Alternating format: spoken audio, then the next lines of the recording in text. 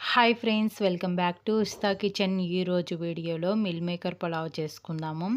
ఈ meal maker pulao అనేది taste అయితే చాలా బాగుంటుంది. వీడియో లాస్ట్ వరకు చూసి మీరు కూడా తప్పకుండా ట్రై చేయండి.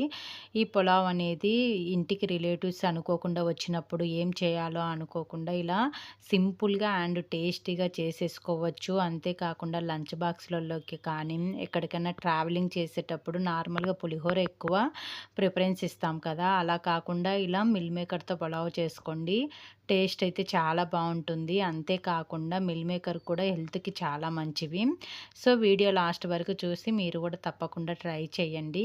ఇంతవరకు ఈ వీడియోని లైక్ చేయకపోతే లైక్ చేసి మన ఉస్తా కిచెన్ ఛానల్ని ఫస్ట్ టైం చూస్తున్న వాళ్ళైతే సబ్స్క్రైబ్ చేసుకోండి. నెక్స్ట్ లేట్ చేయకుండా ప్రాసెస్లోకి వెళ్ళిపోదాము. ఒక స్మాల్ కప్పు మిల్ మేకర్ని చిన్న సైజువి ఒక మిక్సింగ్ బౌల్లోకి తీసుకొని హాట్ వాటర్ వేసి ఒక 15 మినిట్స్ నాననివ్వాలి. ఇవి నానేలోపు మనం రైస్ నానబెట్టుకుందాము. ఒక బౌల్లోకి ఒక గ్లాస్ బిర్యానీ రైస్ తీసుకొని వాటర్ పోసి 2 టైమ్స్ బాగా వాష్ చేసుకోవాలి. మీరు బిర్యానీ రైస్కి బదులు నార్మల్ రైస్ అయినా తీసుకోవచ్చు.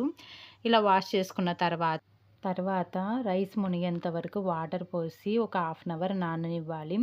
అందులోపు మనకు మిల్ మేకర్ నానబెట్టుకున్న వాటర్ కూడా గోరువెచ్చగా అయిపోతాయి. అప్పుడు చేతితో ఇలా ప్రెస్ చేసుకుంటూ మిల్ మేకర్లో ఉన్న వాటర్ మొత్తం తీసేసుకొని ఒక ప్లేట్లోకి తీసుకోవాలి. నేను ఇక్కడ త్వరగా అవ్వడం కోసము ప్రెషర్ కుక్కర్లో చేస్తున్నాను. మీరు నార్మల్గా అయినా చేసుకోవచ్చు. దీంట్లోకి ఒక టేబుల్ స్పూన్ నెయ్యి, 2 టేబుల్ స్పూన్ల వరకు ఆయిల్ వేసుకొని బిర్యానీ స్పైసెస్ వేసుకోవాలి. సాజీరా మాత్రం కంపల్సరిగా వేసుకోండి. సాజీరా వేసుకుంటేనే టేస్ట్ చాలా బాగుంటుంది. ఇలా వేసుకున్న తర్వాత 2 మినిట్స్ ఫ్రై చేసుకొని దీంట్లోకి ఒక ఆనియన్ పొడవుగా కట్ చేసుకున్నట్టు వేసుకొని ఆనియన్ కొద్దిగా కలర్ చేంజ్ అయ్యేంత వరకు ఫ్రై అవ్వనివ్వాలి. ఇలా ఫ్రై అయిన తర్వాత నెక్స్ట్ దీంట్లోకి 2 పచ్చిమిర్చి అండ్ ఫ్రెష్ అల్లం వెల్లుల్లి పేస్ట్ 1 టేబుల్ స్పూన్ వేసుకొని పచ్చి స్మెల్ పోయేంత వరకు ఫ్రై చేసుకోవాలి. ఇలా ఫ్రై అయిపోయిన తర్వాత దీంట్లోకి మిల్ మేకరు అండ్ క్యారెట్, ఆలు, టమోటా వేసుకోవాలి. క్యారెట్, ఆలు అనేది ఆప్షనల్ మాత్రమే, ఇంకొంచెం ఫ్లేవర్ కోసం వేశాను.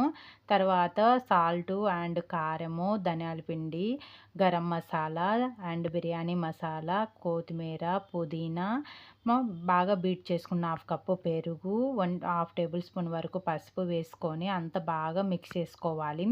ఈ పెరుగు ఆ వెజిటేబుల్స్ మసాలా మొత్తం అంతా బాగా మిక్స్ చేసుకొని ముక్కలకి బాగా పట్టే విధంగా కలిపేంత వరకు 2 మినిట్స్ ఫ్రై చేస్తే సరిపోతుంది. ఇలా ఫ్రై అయిన తర్వాత ఆల్రెడీ మనం నానబెట్టుకున్న రైస్ను వాటర్ మొత్తం తీసేసి వేసుకొని రైస్లో చెమ్మ పోయేంత వరకు 2 మినిట్స్ లో ఫ్లేమ్లో ఫ్రై చేసుకోవాలి.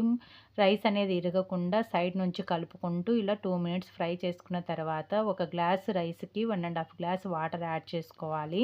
మీరు నార్మల్ రైస్ యూజ్ చేసే పాటైతే 2 గ్లాస్ వాటర్ యాడ్ చేసుకోవాలి. ఇలా వేసుకున్న తర్వాత మీకు ఈ టైంలో సాల్ట్ కావాలంటే అడ్జస్ట్ చేసుకొని వేసుకొని హై ఫ్లేమ్లో 3 విజిల్స్ వచ్చేంత వరకు ఉడికించుకోవాలి. మీరు మీడియం ఫ్లేమ్లో ఉడికించే పాటైతే 2 విజిల్స్ సరిపోతాయి. హై ఫ్లేమ్లో అయితే 3 విజిల్స్ వచ్చేంత వరకు ఉడికించుకొని స్టీమ్ మొత్తం పోయిన తర్వాత మాత్రమే ఓపెన్ చేయాలి. ఇలా స్టీమ్ మొత్తం పోయిన తర్వాత ఓపెన్ చేస్తుంటేనే మనకు ఆ ఫ్లేవర్ అనేది తెలుస్తుంది. ఆ స్మెల్ కూడా చాలా బాగుంటుంది. స్మెల్కే కడుపు నిండిపోతుంది అనమాట, అంత బాగుంటుంది.